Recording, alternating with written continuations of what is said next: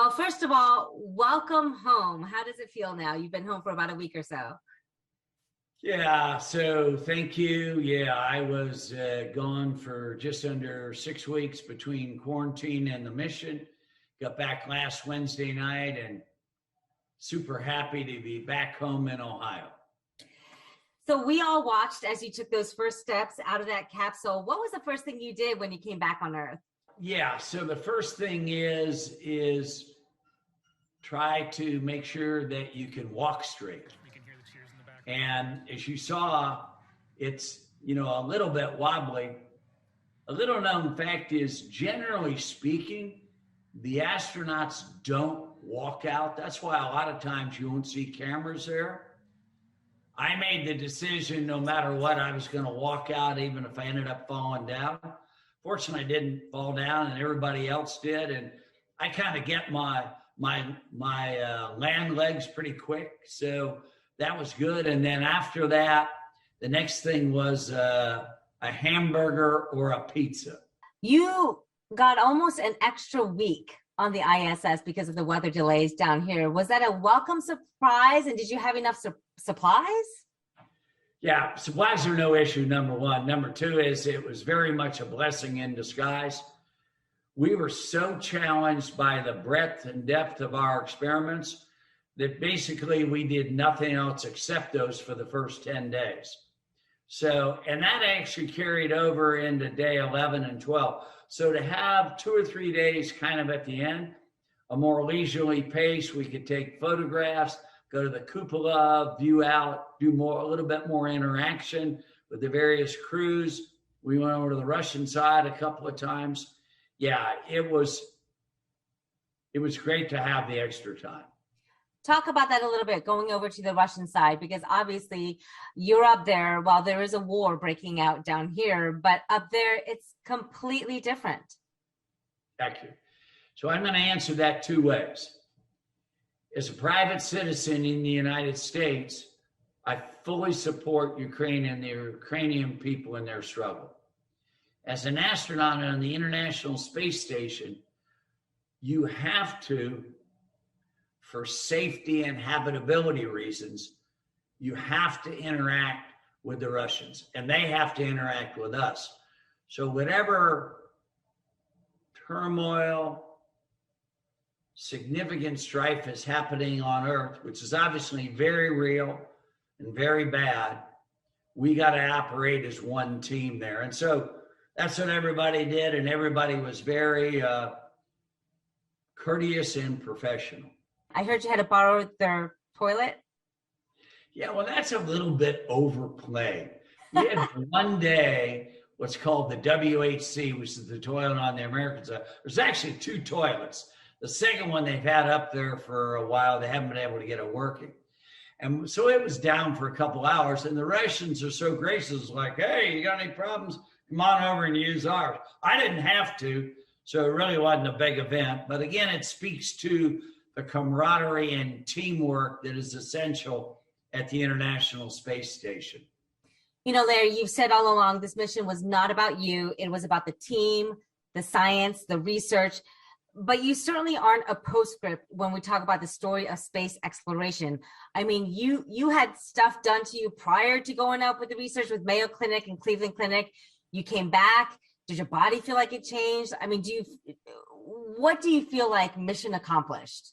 Yeah, so mission accomplished is really twofold. Number one is the experiments, some 25 spanning 150 hours. We were extremely successful there. That's based upon the scientists and what they're telling us. It's not my opinion. Number two is, which I underestimated, the power of the educational outreach that we did not only here in Ohio, but across the country and then globally. We did stuff in Israel and Canada and other places. That was more impactful than I ever imagined, and I think that's net very, very good. Will the clinics like Mayo Clinic and Cleveland Clinic still need to study you in the weeks to come, months to come, years to come? Yeah, so there'll be some follow-up in the next 30 days, And then there could be some other in 6 months. Long term, yet to be determined. I know you brought up a small patch from the Wright brothers Kitty Hawk plane. How did it feel holding that piece of history while you were in outer space? So it was floating in the cupola, and I'm like, I better not lose this thing. I also had 3 different things from the Neil Armstrong Museum. And so those are valuable artifacts, and we were photographing those, I and the commander. I'm sure you've seen that photo by now where you're looking out of the cupola, taking a beautiful photo, and there's Earth in the background. I mean, it is a postcard, if you will. What was going through your mind every time you orbited Earth and saw just that amazing view? Yeah, well, a couple of thoughts. Number one is we're going really fast. And I'll give you one example. Keep in mind, though, in the first 7 to 10 days, I virtually never went to the cupola. It was only the last 3 or 4 that we really had any time to go there because of the workload. But one time I had an opportunity. I was in there with Mateus, who was the astronaut from the European Space Agency, and we were coming from west to east. And so as we approached California, we just happened to be crossing over kind of central California. You could tell the outline of the state very, very clear. 5 minutes later, we went over the top of New York City. Oh my. Across the United States in 5 minutes. Well, if you're going 18,000 miles an hour, almost 18, you cover a lot of distance quick. And that's when you realize just how fast the International Space Station is traveling. What did it feel like when you came back to Earth? Because we were watching, and I know there was a moment where there was that loss of signal, and everyone's just, saying, come on, we're waiting to hear the scratchiness of the voice of you or, the commander coming through, and then suddenly we see the capsule coming through. Yeah. So if you were to ask, I think, all of the crew members, either on what they call the ride up or the ride down, what's the coolest part? It's the last 10 minutes. I think we'd all tell you that unequivocally. Really? I mean, the launch is great, but it is so what they call ballistic and dynamic, the re-entry. Because think about it this way. You're 100 miles above Earth. Literally, 5 or 6 minutes later, you're splashing down. And you're free falling out of the sky. By the way, very uncontrolled, never an issue. You do have what they call LOS, loss of signal. It's completely planned. It's a complete non-event to us. We have lots of cameras. I switched on the parachute cameras for us to see. So when the drogues come out about 12,000 feet, slow us down to roughly 70 miles an hour.